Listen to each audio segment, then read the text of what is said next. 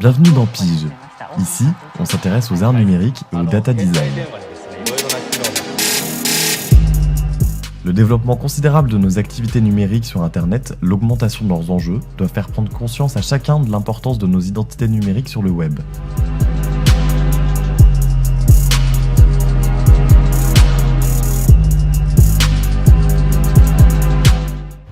Avec la conception d'installations et d'objets de design, ce Creative Code offre une infinité d'applications d'ouverture à la création. Nous partirons à la découverte d'Open Frameworks.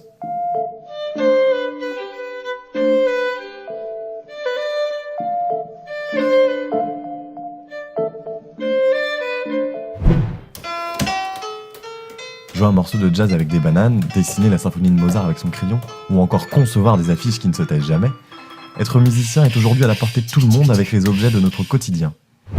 Nos babioles seraient-elles les instruments de musique du futur ?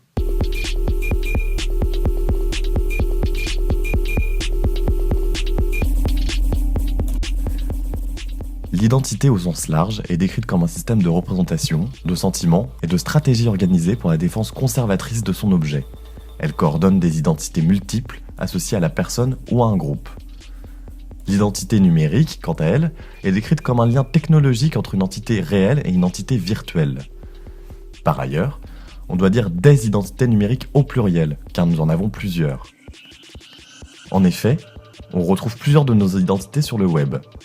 Par exemple, les blogs, les réseaux sociaux, nos CV, nos portfolios en ligne et même nos profils consommateurs. Nous allons partiellement explorer le large champ de l'identité numérique à travers des interprétations artistiques qui questionnent notre vie digitale.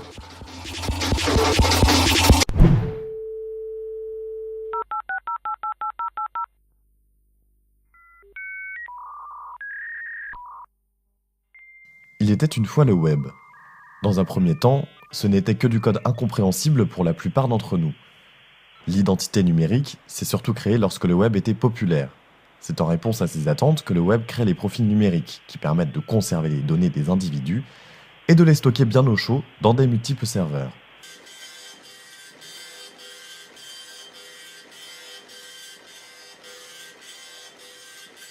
L'œuvre Movement Life Listing Paper fait référence au code binaire informatique de façon primaire. L'artiste informatique a fait de l'identité numérique son dada. Elle se cache sous le nom d'Albertine Meunier, une vie à la fois fictive et réelle, où elle s'imagine exercer le métier d'ingénieur dans les télécoms. Dans cette œuvre, elle capture ses mouvements avec Google qu'elle imprime ensuite sur papier. Au premier regard, les chiffres sont incompréhensibles, comme une masse d'informations confuse et sans forme. En vérité, chacun des chiffres correspond aux actions que mène l'artiste au cours de sa journée.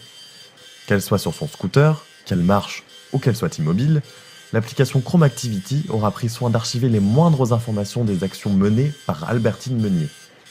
Le principe artistique est brut, sans informations réellement complémentaires. Si cette réalisation fait référence au programme informatique, elle nous amène à se questionner sur nos vies ancrées sur le web.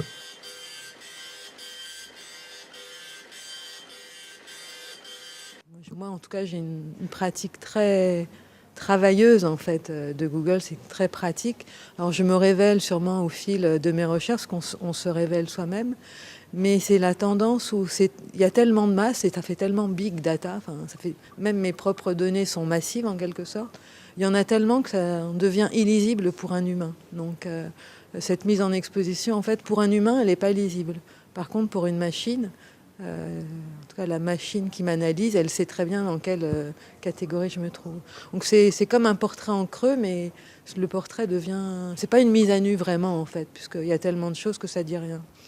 Et puis il y a aussi souvent des réactions de « Ah bon, ça représente tout ça, ces données sur moi-même, ça existe vraiment ?» Alors à ça je réponds j'ai une moulinette en fait qui permet de le faire soi-même. Donc les gens installent, font ce propre mécanisme et en miroir en fait ils vont récupérer toutes les données qui sont stockées sur eux par rapport à leur historique de recherche. Nous ne considérons pas tout de même comme des simples 0 et des 1. Et oui, pour qu'Internet se fasse comprendre par tout le monde, il fallait bien qu'on puisse utiliser des codes de communication universels. Ce qu'il y avait de bien moins lourd par rapport aux technologies de l'époque, c'était bel et bien le texte. Toujours aussi important aujourd'hui, le texte permet un vrai échange social, des forums aux réseaux sociaux. Publications, commentaires, articles, aujourd'hui tout le monde peut s'exprimer avec le texte sur Internet. C'est sur ce thème que Raphaël Insdan a créé le projet Eka. Eka est la sculpture humaine dotée d'identité nativement vide. C'est avec les publications sur la page Facebook de l'artiste qu'elle se nourrit d'informations et qu'elle crée une identité commune. Je suis une entité curieuse et me nourris quotidiennement de vos publications en ligne.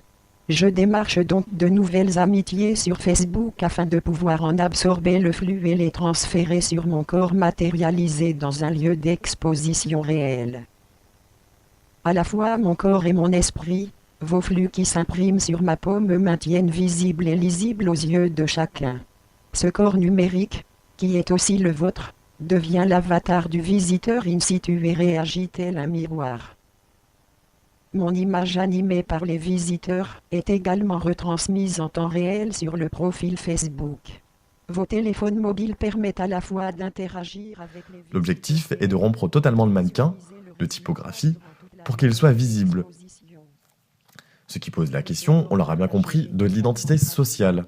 Dans une société numérique, n'existe-t-on qu'en fonction des réseaux auxquels on appartient ? Le sujet est visiblement encore plus sensible car aux dernières nouvelles, Facebook limite certains accès aux informations pour les transmettre à l'œuvre d'art. De ce fait, la silhouette se voit à peine, comme si on confisquait l'identité des cas. L'identité numérique est donc textuelle et codée, mais pas seulement. Les médias de communication comme la vidéo, l'image et le son sont les plus universellement communicatifs, parce que le texte, c'est bien, mais tout le monde ne parle pas forcément la même langue. Et en parlant de l'image, la photo de profil est d'une importance capitale dans les identités numériques, qui saura nous représenter à tout le monde. Pourtant, nous avons besoin de dissocier nos identités en fonction par exemple de nos objectifs. Dans l'œuvre Tinder In, pas moins étonnante de l'artiste belge Dry Porter, on compare les photos de profil visibles sur le site de dating Tinder et celles disponibles sur le réseau professionnel LinkedIn. Ce qui est étonnant, c'est la capacité à tout être humain de pouvoir communiquer sur ce qu'il recherche. D'un côté, sur Tinder, dont l'objectif est de pouvoir draguer rapidement dans l'espoir d'avoir une relation sexuelle instantanée, où on voudra montrer ses talents particuliers et ses atouts physiques dans un contexte de loisir. Et de l'autre côté, LinkedIn, où on se montrera plus professionnel, souvent plus humble, plus sage. Jusqu'à ici, aucune surprise. Mais cet exemple nous montre bien que nous avons plusieurs identités numériques au sein de notre identité virtuelle. Avec le développement des supports numériques, nous avons trouvé des manières plus instantanées de nous montrer sur la toile. Le selfie notamment alimente notre identité numérique plus rapidement. Pour Alain Bieber, sociologue, artiste et commissaire d'exposition pour l'Ego Update, la fascination pour l'autoportrait numérique informe en rendant les selfies éternels pour se rassurer soi-même. J'existe, donc je suis. C'est se prendre en photo pour prouver qu'on y était, c'est laisser une certaine trace. L'exposition Ego Update rassemble grand nombre d'artistes amateurs et professionnels qui travaillent sur le thème de l'égocentrisme digital.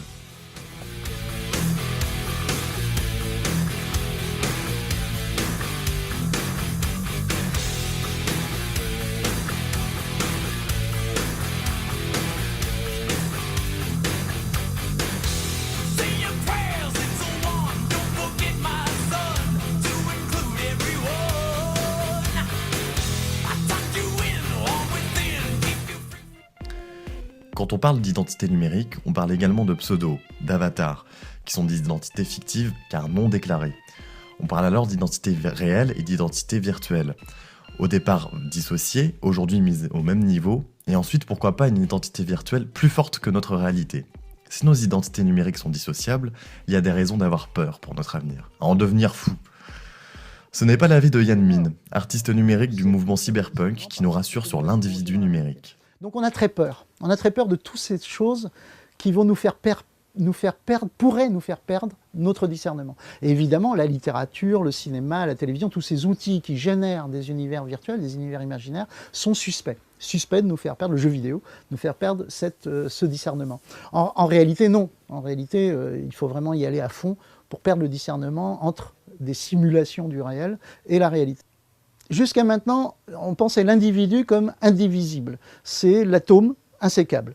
La bombe atomique a coupé l'atome et nos sociétés font que nous sommes des multi-individus, donc des individualités. L'individu est formé d'une multitude d'individualité. L'exemple le plus concret, c'est que par exemple, on peut être extrêmement différent en termes de personnalité lorsqu'on est au travail ou lorsqu'on est dans l'intimité de la famille. Et on va passer d'une individualité à l'autre subtilement à travers le transport.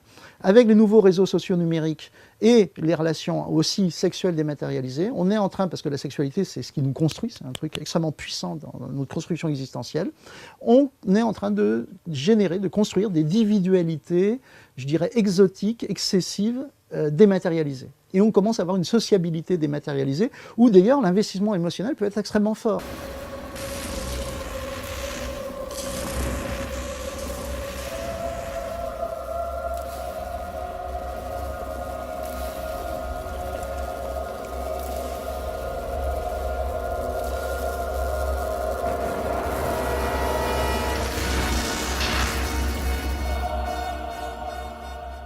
Qu'en est-il de l'avenir? Serons-nous des êtres totalement numériques plus tard, comme le supposerait l'inventeur du cyberpunk, Gibson, dans Le Neuromancien? Plus qu'une vie numérique, préparons-nous à une mort numérique. Marius Oursake, grand ingénieur et artiste, a l'ambitieux projet de créer des avatars qui nous survivent sur le net. Un projet soutenu par le MIT de Boston. S'il existait un endroit où tes proches pourraient aller pour en savoir plus sur toi, sur ta vie, sur ton histoire, en interagissant avec un avatar qui te ressemble et qui parle comme toi. No, you are not in danger, for I am the Baron von Vinegar, your ancestor. I do not have any power over you, for you're my blood descendant. Therefore, I am unable to hurt you like the others. Eternimi est une plateforme où on peut profiler son avatar de son vivant. 30 000 personnes ont coaché le projet pour prendre le relais lorsqu'elles ne seront plus de ce monde.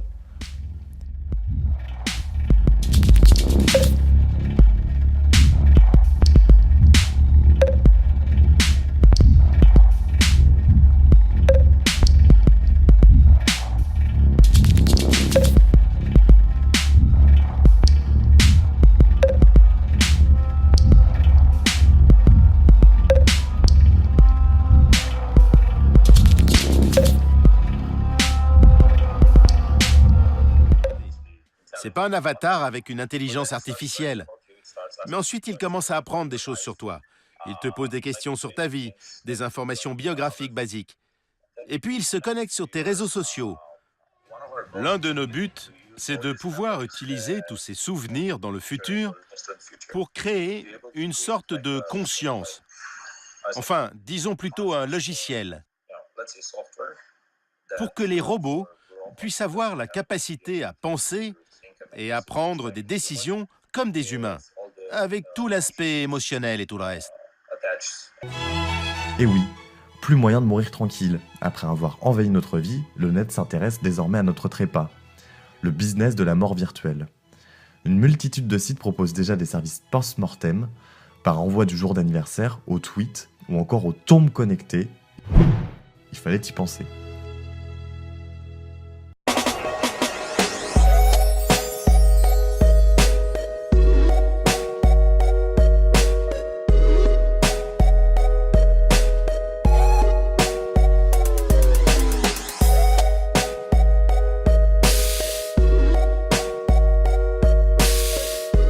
Œuvres d'art génératives, installations interactives, performances audiovisuelles, au détour d'une exposition d'art numérique, vous vous êtes peut-être demandé comment fonctionnait tel ou tel dispositif réagissant à la voix, aux gestes ou encore au déplacement.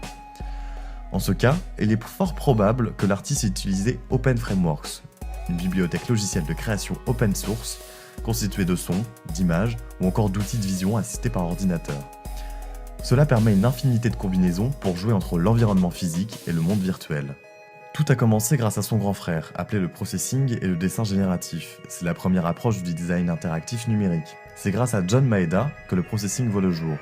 Et c'est étonnamment avec un simili-logiciel vectoriel comme Adobe Illustrator que l'artiste crée un bug qui deviendra l'interactivité.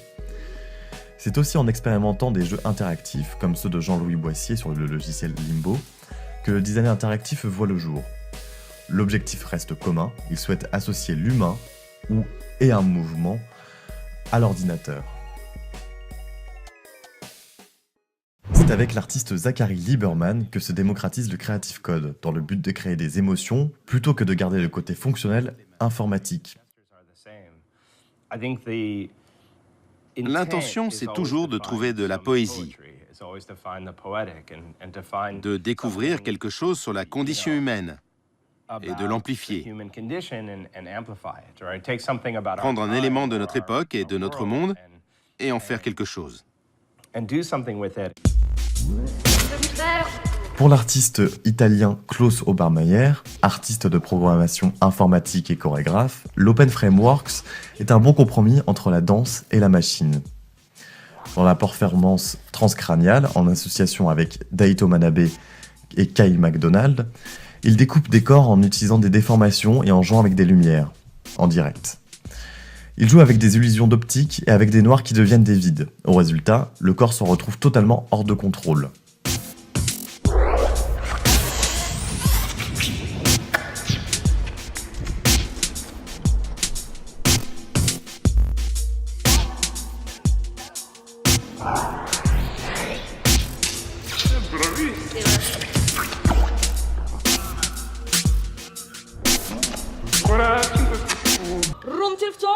Dans son œuvre A.V.E. Dead, il fait aussi référence au Dada, en réemployant le thème Earth Sonate de l'artiste daïs Kurt Schwitters.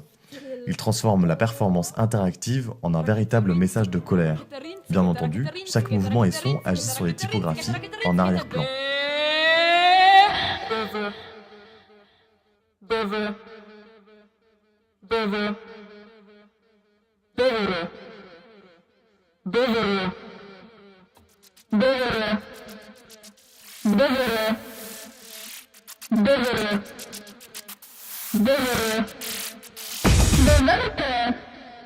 Il crée également un questionnement sur un reflet pas comme les autres. Dans l'expérience Ego, il crée un conflit sur son image projetée, d'où la problématique posée par le psychanalyste Jean Lacan. Peut-on aliéner l'homme à sa propre image en comparant son image à son propre objet ? Fresh coast, so active, what it is. Get up to get down. Get out, you lazy lout. Get into your working clothes. Up to your knees in oil and grease with a grindstone to your nose. Get out, you lazy lout. Get into your working clothes. Up to your knees in oil and... Le Creative Code permet aussi aux plasticiens d'expérimenter la lumière et la matière. Dans le projet Boîte Noire de Martin Messier, l'artiste utilise de la fumée et du son aléatoire qui permet une réaction des rayons lumineux. Sa forme d'art est brute, se rapprochant plus d'un questionnement d'une réaction métaphysique que de l'humain.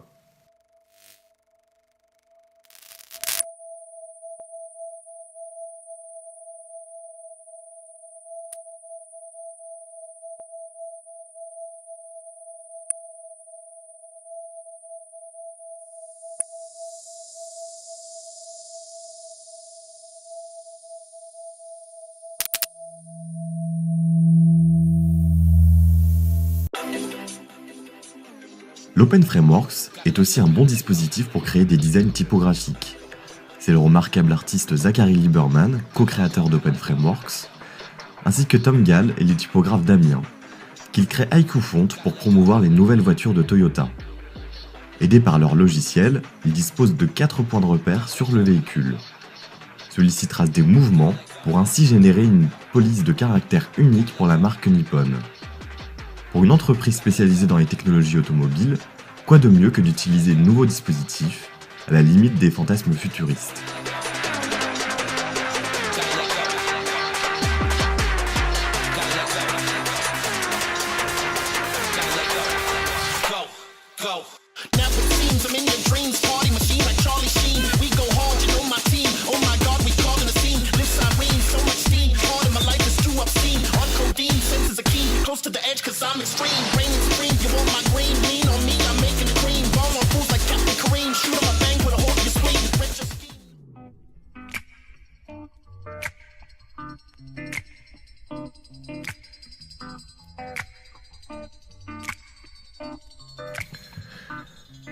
Autre approche de la typographie pour l'agence de communication Field. Ils utilisent la typographie sur le support écran comme une exposition, un tableau interactif, un tableau à regarder.